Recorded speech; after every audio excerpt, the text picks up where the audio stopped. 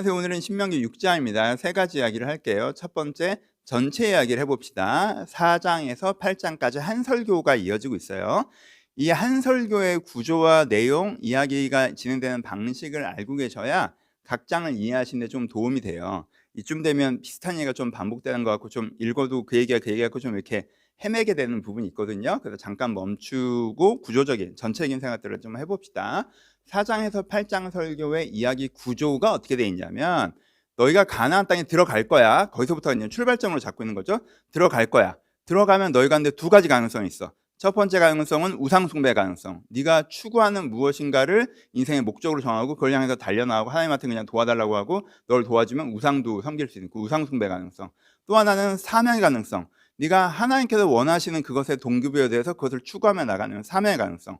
두 가지 가능성이 있어. 너희가 우상 숭배의 가능성을 선택하면 끝이 안 좋을 거야. 하나님께 너희들을 떠나시고 그 땅에서 오래 가지 못할 거야. 너희가 하나님의 사명의 가능성을 선택하면 너희가 아름다운 결과를 볼 거야. 그건 너희가 뭘 선택해야겠니? 네가 사명을 선택해야겠지. 이걸 선택해. 이게 이제는 4장에서 8장에서 얘기가 되는 전체 이야기 구조예요. 이 이야기가 계속되고 있는 거죠. 그렇죠? 너희 가운데 이제 그 기회가 있을 거야. 그 기회에 너희들 두 가지 가능성이 있는데 우상 숭배라는 A를 선택하면 큰일 나. 하나님의 사명이라는 B를 선택해야 돼. 알았지? 이게 이 얘기가 이제 되고 있는 거죠. 그렇죠? 그러니까 그러면 내용적으로는 어떻게 진행이 되냐면, 구조로는 이야기 구조로는 이렇게 되고, 이야기의 내용으로 보면 어떻게 되냐면 크게 두 가지, 작게 네 가지 얘기가 계속 되고 있어요. 첫 번째, 그러니까 우상 숭배를 왜 하지 않아야 하는지, 우상 숭배를 하지 않는다는 거에 자세한 의미가 무엇인지, 너희가 왜 소명을 선택해야 되는지, 소명을 선택한다는 의미가 무엇인지. 그러니까 크게는 우상 숭배에 대한 거, 소명에 대한 거. 작게는 우상 숭배를 왜 안 해야 되는지, 우상 숭배를 한다는 게 무엇인지, 왜 소명을 선택해야 되는지, 소명을 선택한다는 의미가 무엇인지. 이렇게 이제 네 가지, 작게는 네 가지 이야기가 진행되고 있습니다. 세 번째, 그런데 이 이야기가, 이런 설명을 하는 얘기가 이유가 이 구조, 이야기 구조의 이 주제가 우리에게 익숙한 방식으로 쓰여져 있으면 이 설명을 할 필요도 없을 거예요. 여러분들이 쓱 읽으면 아실 테니까. 우리한테 익숙한 방식은 뭐예요? 크게 이런 식으로 하고 있으면 편하잖아요. 맨 앞에 뭐 4장에 너희가 기회 땅에 꼭 들어갈 거다 설명하고, 그 다음에 우상 숭배가 무엇이고 그걸 왜 하면 안 되는지 5장 6장에 설명하고, 그리고 그 다음에 하나님을 사명을 선택하는 건 무엇이, 왜 그걸 꼭 해야 되는지 7장에 설명하고, 그리고 뭐 8장에 결론 내고, 뭐 이러면 우리가 눈에 탁 들어올 거 아니에요. 그런데 그렇게 쓰여지지 않고요. 이 구조 속에서 이야기가 계속 반복돼요. 그러니까 좀 여러분들이 뭐 했던 얘기 또 하는 것 같고, 이 얘기했다 저 얘기했다는 거, 그런 느낌을 좀 받거든요. 그래서 약간 여기서 길을 잃으시기 때문에 이 구조를, 이 부분을 좀 설명을 하는 거예요. 근데 여러분 이렇게 왜 이렇게 얘가 왔다 갔다 해라고 생각하지 마시고, 이야기를 풀어가는 방식이 눈덩이를 굴리는 방식이라는 거를 갖고 계시면 여러분 불편하지 않게 읽으실 수가 있어요. 그러니까 모세는요, 눈덩어리를 굴리면 비슷한 행동이 반복되는 것 같지만 거기 점점점 붙잖아요. 이런 식으로 이야기를 계속 해나가고 있어요. 그래서 이야기가 반복되는데 다른 강조점을 붙이고 장점을 붙여서 라고 하고 전체 그림이 그려질 수 있게, 이렇게 설득되어질 수 있게 이렇게 이야기를 풀어나가고 있다는 거죠. 그래서 이걸 이해하고 읽으시면 훨씬 더 편안하게 읽으실 수 있다라고 이제 저는 생각해서 설명을 좀 드렸습니다. 도움이 됐으면 좋겠는데, 요런 뷰로 좀 정리해서 이렇게 한번 읽어보시면 좋을 것 같아요. 두 번째, 오늘 6장에서는 특별히 중요한 구절이 나와요. 이게 신명기 전체에서, 어떤 면에서 구약성경 전체에서 너무너무 중요한, 제일이라고 얘기하고 싶은 구절이 나오죠.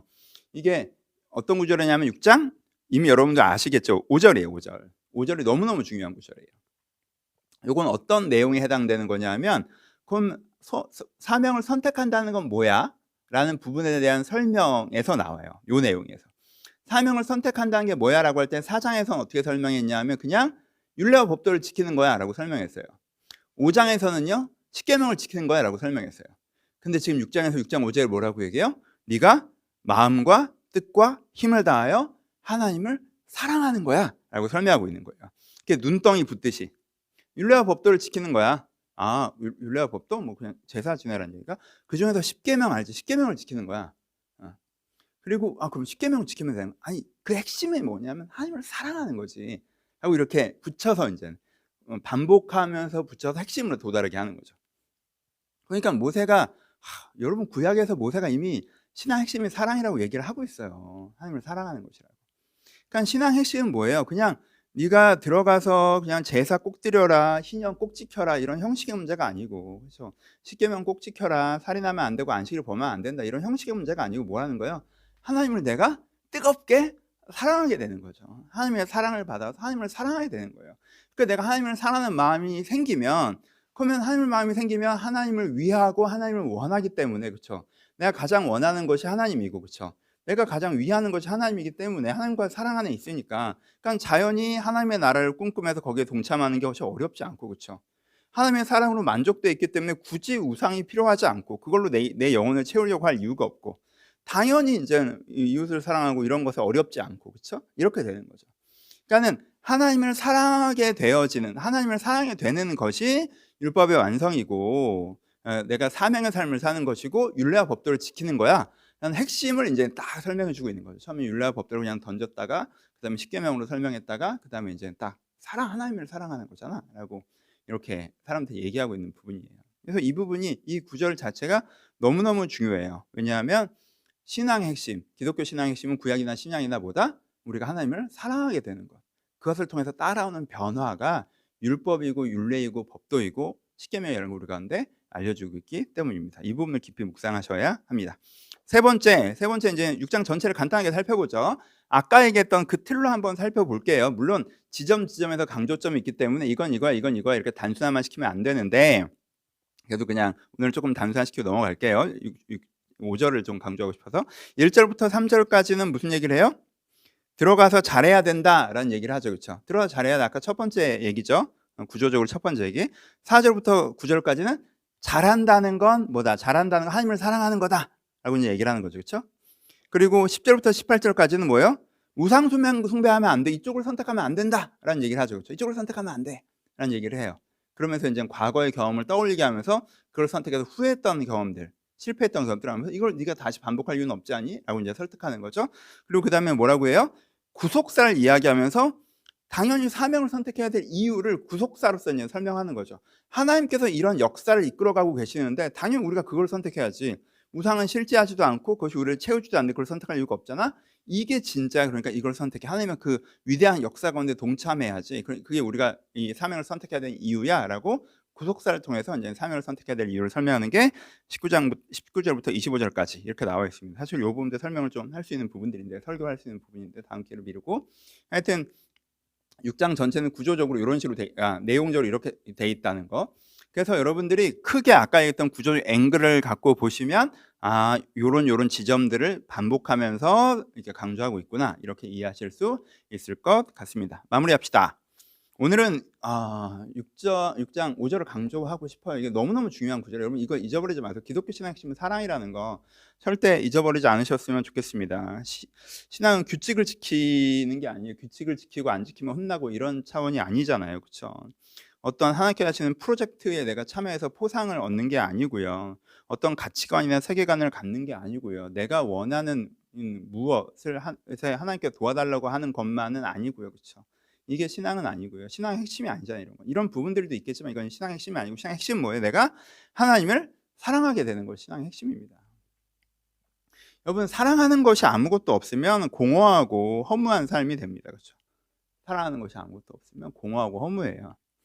내가 무엇인가 사랑하면 그것이 나를 의미 있게 하는 거예요. 사랑이 나를 의미 있게 합니다. 그렇죠?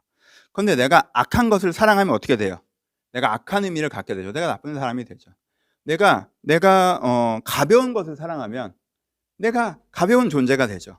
내가 하나님을 사랑하면 내가 내 안에 진리와 사랑이 충만하게 되는 거죠. 그렇죠?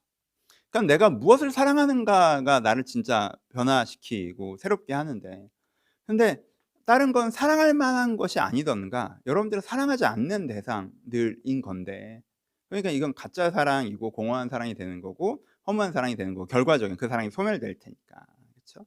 근데 하나님을 사랑하는 것, 내가 하나님을 사랑하는 것, 하나님을 사랑하는 것, 그걸 통해서 내 중심이 변화되는 것, 이것이 정말 우리가 추구하는 신앙이다라는 거 다시 한번 기억하시고, 여러분 안에 하나님을 사랑하는, 하나님께 여러분들을 사랑하시는 여러분 하나님을 사랑하는 그 마음을 되새겨 보시면서 '그래 이게 가장 소중하지. 이게 가장 소중하지.' 그래서 어떤 현상적이고 상황적이고 뭐 감정적 그런 거에 집중돼 있던 시선을 돌리셔서 오늘은 가장 중요한 걸 한번 다시 한번 생각해 보는 시간이었으면 좋겠습니다. 감사합니다.